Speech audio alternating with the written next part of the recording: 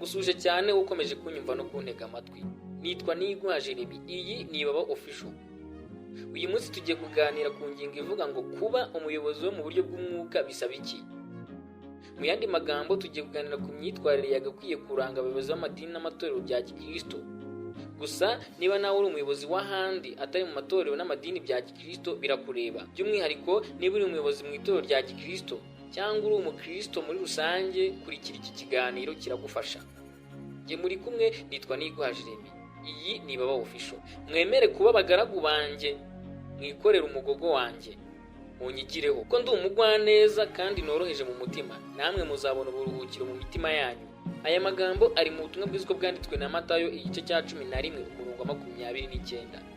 Iki kwigira kuri Yesu bishobora kuba ibintu bishimishije kandi bikungahaza. Buri gihe Yesu Kristo yaratekerezaga, akigisha kandi agakora ibintu mu buryo bukwiriye. Igihe yamaze ku isi cyari kigufi, ariko yakoze umurimo uhesha ingorano kandi ushimishije, kandi yakomeje kurangwa n'ibyishimo. Yakoranyije abigishwa maze abigisha uko bagomba gusenga Imana, gukunda abantu no kunesha isi. Yujuje mu mitima yabo ibyiringiro kandi yerekanisha ubugingo no kudapfa ubutumwa bwiza. Niba ubarirwa mu bigishwa be, utekereza ko kuba umwigishwa bisobanura iki? Dushobora kumenya uko twatuma imibereho yacu ikungahara binyuriye mu gusuzuma icyo Yesu yavuze ku bihereranye n'abigishwa. Ibyo bikubiyemo kwemera ibitekerezo bye no gushyira mu bikorwa amahame amwe n'amwe y'ingenzi. Icyo kwibaza, umwigishwa wa Yesu Kristo ni muntu ki?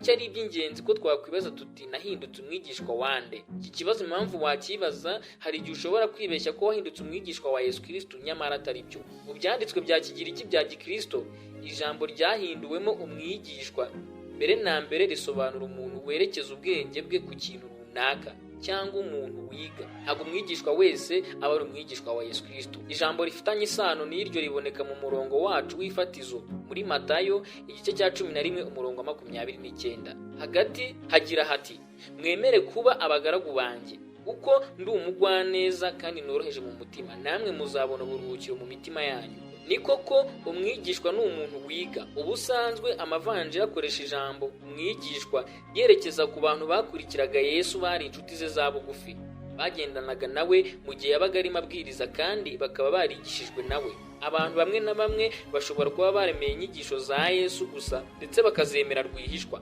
Abanditsi b'amavanjiri nabo berekeje ku bigishwa ba Yohana umubatiza n'abafarisayo, kubera ko Yesu yahaye abigishwa be umuburo wo kwirinda imyigishirize y'abafarisayo.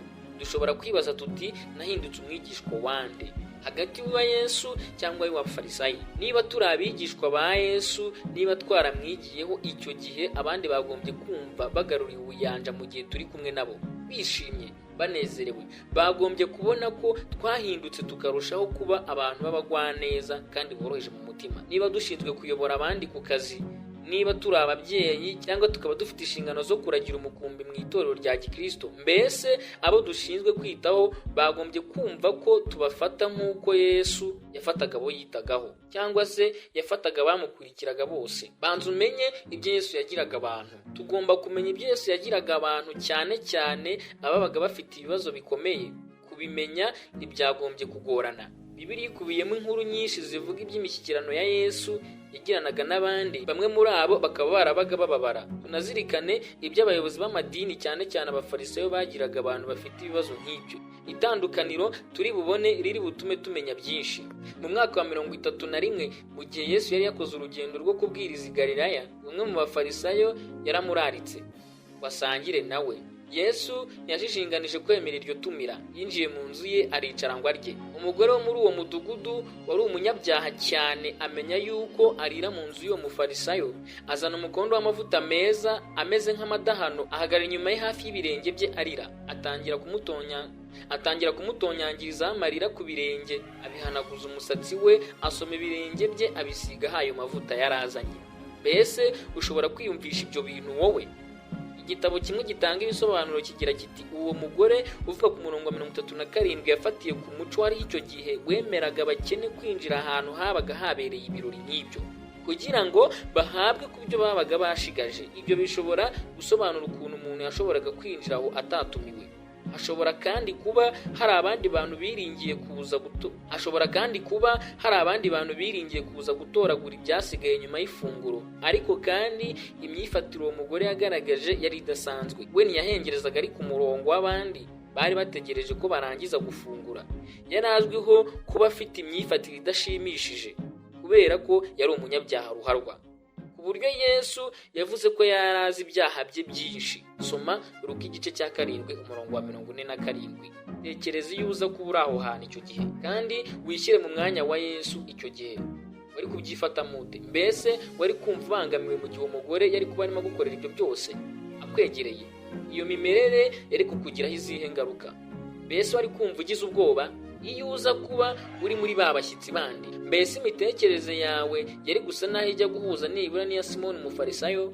Uwo mufarisayo wari wararitse Yesu, nyuma yaje kubibona aribwira ati uyu muntu iyaba umuhanuzi yajyaga kumenya uyu mugore umukozeho uwo ari we kandi uko ameze ko ari umunyabyaha. Ibinyuranye cyane n'ibyo Yesu yari umuntu. Yesu yari umuntu ugira impuhwe mu buryo bwimbitse. Yasobanukiye imimerere ibabaje uwo mugore yari arimo, maze yiyumvisha agahinda yari afite. Ntacyo tubwirwa kubiranye n'uko uwo mugore yaguye mu cyaha mbere.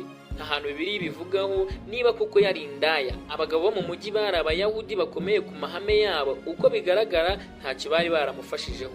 Ariko kandi Yesu we yifuzaga kumufasha. Aramubwira ati, ubabariwe ibyaha byawe byose.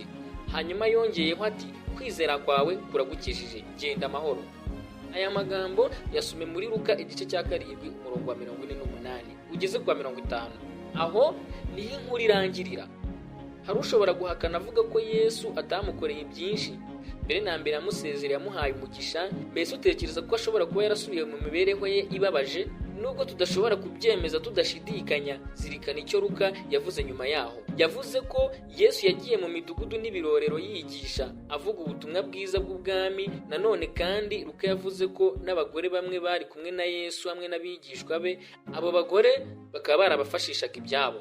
Birashoboka cyane rwose ko uwo mugore wari ufite umutima wo kwicuza kandi ushimira icyo gihe yari kumwe nabo, atangiye kugira imibereho ishimisha Imana n'umutimanama utamucira urubanza. Hamwe n'inteko nshya n'urukundo yakundaga Imana mu buryo bwimbitse cyane kurushaho.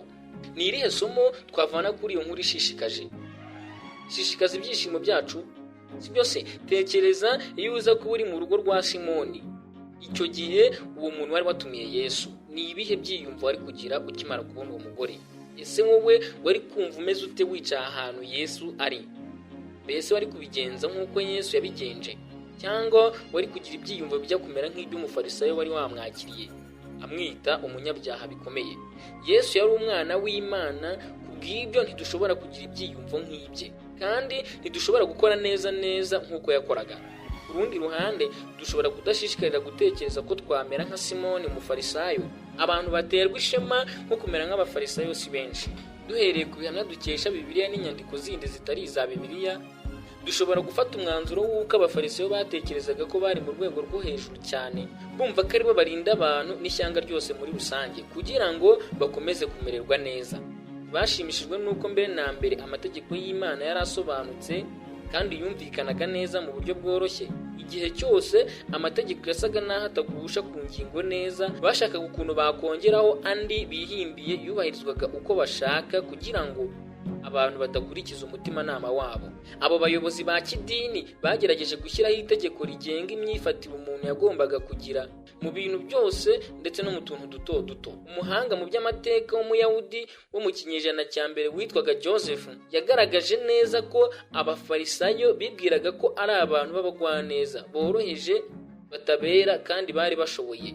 Aba biyumvishaga ko bari bashoboye rwose gusoza inshingano zabo. Nta gushidikanya ko bamwe muri bo basaga nabo bafite iyo mico. Ushobora kwibuka uwitwa Nikodemo. Yohana igice cya 3 umurongo wa 1 ni Bibiliya. Igihe cyarageze bamwe muri bo bemera kugendera mu nzira ya Gikristo. Pawulo intumwa y'umukristo yerekeje ku Bayahudi bamwe na bamwe urugero nk'abafarisayo yandika agira ati bafite ishyaka ry'Imana ariko ritava mu bwenge. Bisome mu Baroma igice cya 10 uhereye ku murongo wa 2. Ariko kandi amavanjiri abavuga nk'uko babonwaga na rubanda rwa giseseka, bari abibone, abirasi, biyizo gukiranuka, bashakisha amakosa ku bandi, bakabacira imanza kandi bakabasuzugura. Cyo kwibaza, uri umuyobozi w'idini cyangwa itorero rya Gikristo, wakwifuza kuyobora nk'abafarisayo cyangwa wakwifuza kuyobora nka Yesu? Aha uraza kwibaza wisubize. Nurangiza ushaka igisubizo, usaba Imana imbaraga uko Yesu yababonaga. Aha tugiye kurebera hamwe ukuntu Yesu yabonaga aba bafarisayo. Yesu yamaganye abanditsi n'abafarisayo abita indyarya. Yagize ati bahambira imitwaro iremereye idaterurwa, bakayihekesha abantu ku ntugu, ariko ubwabo ntibemere no kuba bayikozaho n'urutoki rwabo. Ni koko imitwaro bikorezaga abantu yabaga iremereye, kandi umugogo babahekeshaga warakakatizaga. Yesu yakomeje avuga ko abanditsi n'abafarisayo bari abapfu. Umuntu w'umupfu ashobora guteza rubanda akaga. Nanone Yesu yise abanditsi n'abafarisayo abarandasi bahumye, maze yemeza ko bari barirengagije amagambo akomeye yo mu mategeko, ariyo kutabera n'imbabazi no kwizera. Ninde wari kwifuza ko Yesu yamufata nk'umufarisayo? Cyangwa aka kanya ninde wakwifuza ko Yesu yamufata nk'umufarisayo? Tekereza neza uko wiyizi, uko ukora, ibyo ukunda kugenderamo, ndetse n'amahame yawe ugenderaho, aho uyobora cyangwa se aho uyoborerwa. Yesu aramutse gufata nk'umufarisayo, wakora iki? Hafi buri muntu wese usoma inkuru zo mu mavanjiri ashobora kubona kamere y'ingenzi yarangaga abafarisayo. Izi nkuru ziri muri Matayo, Mariko, Luka ndetse na Yohana. Nyuma yaho Yesu amariye guhamagara Matayo Lewi, wari umukoresha w'ikoro, kugira ngo abe umwigishwa, Lewi yamuteguriye ibirori bikomeye kugira ngo basangire. Inkuru igira iti nuko abafarisayo n'abanditsi babo banegura abigishwa be bati ni iki gitumye musangira n'abakoresha b'ikoro n'abanyabyaha? Yesu arabasubiza ati sinazanywe no guhamagara abakiranuka, keretse abanyabyaha ngo bihane. Amagambo meza cyane. Rero ubwe yasobanukiwe ikindi kintu Yesu yavuze icyo gihe agira ati nimugende mwige uko iri jambo risobanurwa ngo icyo nkunda ni imbabazi, si ibitambo. Nubwo abafarisayo bihandazaga bavuga ko bemera inyandiko z'abahanuzi n'abaheburayo, ntibemeraga ayo magambo yavanywe muri Hoseya igice cya 6 umurongo wa 6. Iyo babaga bayobye bagatandukira imyifatire yemewe, bakoraga uko bashoboye kose kugira ngo bagaragare ko batandukiriye, bagamije gukurikiza imigenzo yabo. Buri wese muri twe cyangwa uri gukurikira iki kiganiro wakwibaza uti mbese nabanzwe kuba nizirika ku mategeko runaka, ngero nk'amategeko agaragaza imitekerereze yanjye bwite cyangwa uburyo rusange bwo kumva ibintu, cyangwa se abandi batekereza ko mbere na mbere ngira imbabazi kandi nkagwa neza. Ibi buri wese yabyibaza. Dore mbese arongeye kandi dore uko yabaye. Iyo niyo yari imigenzereze y'abafarisayo, bibaza ku bantu cyane, bareba inenge zabo. Abafarisayo bashakishaga inenge iyo ariyo yose ku muntu, yaba ari inenge ifite ishingiro cyangwa iyo bibwiraga ko ariyo. Batumaga abantu bahora bumva ko igihe icyo ari cyo cyose bashoboraga kunengwa, kandi bibutswaga amakosa yabo umunsi ku wundi. Abafarisayo biratanaga gutanga 1/10 cy'utwatsi duto na duto cyane kurusha utundi, nk'isogi, anizi na kumino. Bamamazaga ko bubahaga Imana binyuriye mu buryo bambaraga, kandi bageragezaga kuyobora ishyanga rwose. Niba twifuza ko ibikorwa byacu bihuza n'urugero rwa Yesu, tugomba kwirinda gusa n'abahora bashakisha kandi bibanda ku ntege z'abandi. Aha we mukristo urabyumva, ndetse nawe muyobozi uyobora itorero rya Gikristo urabyumva. Si byiza ngo urushakisha inenge ku bandi, yaba bo mukorana cyangwa uyoboye. Ni gute Yesu yakemuraga ibibazo nk'ibyo? Uko Yesu yakemuraga ibibazo byari bitandukanye cyane n'uko abafarisayo babigenzaga. Zirikana uko Yesu yahibikanye imimerere yashoboraga kuba ikibazo cy'ingorabahizi. Iyo mimerere ihereranye n'umugore wari umaze imyaka 12 ava amaraso. Ushobora gusoma iyi nkuru yose mu gitabo cya Luka igice cya 8 uhereye ku murongo wa 42. Inkuru yanditswe na Mariko ivuga ko uwo mugore yatinye agahinda umushyitsi. Kubera iki? Nta gushidikanya ni ukubera ko yari azi ko yari arenze ku itegeko ry'Imana. Dukurikije ibivugwa mu Balewi igice cya 15 umurongo wa 25, umugore aba gufite ikibazo kidasanzwe cyo kuva amaraso, yabaga yanduye igihe cyose ibyo bintu byamaraga, ndetse akongeraho n'ikindi cyumweru. Ikintu cyose yafataga cyabaga cyanduye, kimwe n'umuntu wese yegeraga. Kugira ngo agere aho Yesu yari ari, uwo mugore yagombye kubyigana anyura mu mbaga y'abantu benshi. Iyo dusomye iyo nkuru imyaka 2000 nyuma yaho, imitima yacu yumva imugiriye impuhwe nyinshi kubw'imimerere yamubuzaga amahwemo yari arimo. Icyo kwibaza, iyo uza kuba hari uwo munsi icyo kibazo wari kukibona ute? Icyo kwibaza, iyo uza kuba hari uwo munsi icyo kibazo wari kukibona ute? Uba waravuze iki? Zirikana ko Yesu yagenjereje uwo mugore mu buryo burangwa n'ubugwaneza n'urukundo kandi bugaragaza ko amuzirikana, ku buryo atigeze yerekeza no ku bibazo yashoboraga kuba yateje. Mbese hari isomo twavana kuri ibyo bintu byabayeho? Tuvuge ko uri umusaza mu itorero rya Gikristo muri iki gihe, kandi nanone reka tuvuge ko ibivugwa mu Balewi 15:25 abakristo muri iki gihe bagisabwa kubyubahiriza. None hari umukristokazi wishe iryo tegeko akaba yumva yataye umutwe kandi atereranywe, ni gute wabyifatamo? Mbese wamukoza isoni ku mugaragaro umuha inama itajenjetse? Wavuga uti yewe ibyo sinabikora, nkurikije urugero rwa Yesu nakora uko nshoboye kose kugira ngo mugaragarize ubugwaneza, urukundo, nkabanza kubitekerezaho neza, nkamugaragariza ko mwitayeho. Ibi ni byiza rwose, ariko kandi ikibazo aho kiri ni ukubikora, kwigana urugero rwa Yesu. Abantu benshi ntibabishobora. Mbere na mbere abantu bumvaga Yesu abaruhuye, abagaruriye ubuyanja kandi abateye inkunga. Iyo amategeko y'Imana yabaga yerekeza ku bintu bifututse, yabaga asobanura icyo yavugaga. Iyo yasaga naho avuga ibintu muri rusange, byabaga ngombwa ko abantu bakoresha umutimanama wabo kandi bashoboraga kugaragaza urukundo bakunda Imana binyuze ku myanzuro yabo. Amategeko yabaga uburenganzira bwo kwisanzura. Imana yakundaga ubwoko bwayo, buri gihe yakoraga icyababera cyiza kandi yabaga yiteguye kugira imbabazi mu gihe babaga batandukiriye. Yesu nawe nuko yari ameze. Abateze Yesu amatwi bakaba bigishwa be bahaga agaciro ukuri kw'amagambo yavuze agira ati, kunkorera ni kuruhije n'umutwaro wanjye nturemereye. Matayo 11:30. Nta na rimwe bigeraga bumva baremereye, ababuza amahwemo cyangwa abatota. Bari bafite umudendezo mwinshi kurushaho, bafite ibyishimo byinshi kandi bafite icyizere ku bihereranye n'imishyikirano bari bafitanye n'Imana hamwe na bagenzi babo. Bamwigiyeho kuko umuyobozi wo mu buryo bw'umwuka bisaba kuba umuntu ugarurira abandi ubuyanja, ugaragaza umuco wo kwiyoroshya mu bwenge no mu mutima. Yongeye kandi abantu benshi bashimishijwe mu buryo bwimbitse n'akamaro ko kuguma muri Kristo no kugira imyifatire nk'iyo yari afite. Yabwiye abigishwa be ati, uko Data yankunze niko nanjye nabakunze. Nuko rero mugume mu rukundo rwanjye, nimwitondera amategeko yanjye muzaguma mu rukundo rwanjye, nk'uko nanjye nitondeye amategeko ya Data nkaguma mu rukundo rwe. Kugira ngo bagire ingaruka nziza, ari abakozi n'abagaragu b'Imana bagombaga gushyira mu bikorwa babigiranye umwete ibyo bigiraga kuri Yesu, haba mu kubwiriza no kwigisha mu ruhame ibiheranye n'ubutumwa bwiza bw'Imana buhebuje, hamwe no mu byo bagombaga kugira umuryango n'inshuti. Uko uwo muryango w'abavandimwe wari kugenda wiyongera ukavamo amatorero, niko bari kuzajya bakenera kwiyibutsa kenshi ko inzira ya Yesu ari ikwiriye. Ibyo yigishaga byari ukuri kandi imibereho bari bamubonanye niyo mu by'ukuri yagombaga kwifuzwa. Yohana 14:6. Mu gihe utekereza kuri bimwe mu bintu twasuzumye uyu munsi, mbese wabona uburyo bwo kugira ibyo unonosora? Waba se wemera ko buri gihe Yesu yatekerezaga, akigisha kandi agakora ibintu mu buryo bukwiriye? Niba ariko biri, gira ubutwari. Amagambo ye adutera inkunga agira ati, nimumenye ibyo murahirwa, murahirwa niba mubikora. Itandukaniro ry'ingenzi riri hagati y'abafarisayo na Yesu rigaragazwa neza n'ukuntu basobanukirwaga iby'Imana mu buryo bubiri buhabanye. Dukurikije uburyo abafarisayo babibonaga, Imana ishinzwe mbere na mbere gushyiraho amategeko, naho Yesu we yabonaga ko irangwa n'ubugwaneza kandi ikagira impuhwe. Birumvikana ko umufarisayo atahakanaga ko Imana igira neza kandi ikarangwa n'urukundo, ariko kuri we ibyo byagaragarijwe mu mpano ya Tora y'amategeko, kandi bigaragazwa n'uko umuntu ashobora kubahiriza ibyasabwe muri ayo mategeko. Abafarisayo babonaga ko kwizirika ku migenzo itanditswe hamwe n'andi mategeko asobanura amategeko yanditswe ari uburyo bwo kubahiriza Tora.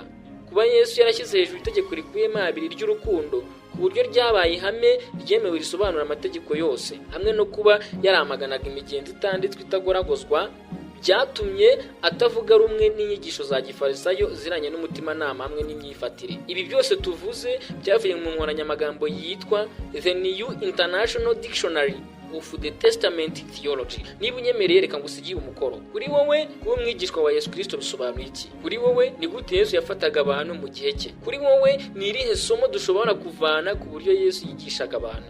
Ni irihe tandukaniro ryari hagati y'abafarisayo na Yesu? Ibi wongera ubisubiremo. Gushimira amahitamo 100% wagize kudukurikira no kudutega amatwi kuri iki kiganiro cyacaga kuri Baba Official. Jye mwari kumwe mwijwi, nitwa Nigwa Jeremy. Ubuhanga bwa tekinike tuba turi kumwe na Iradukunda Anita. Niba wakunze iki kiganiro kora like, niba hari inshuti wifuza kugisangiza kora share. Twizeye 100% ko wakoze subscribe. Ugira amahoro.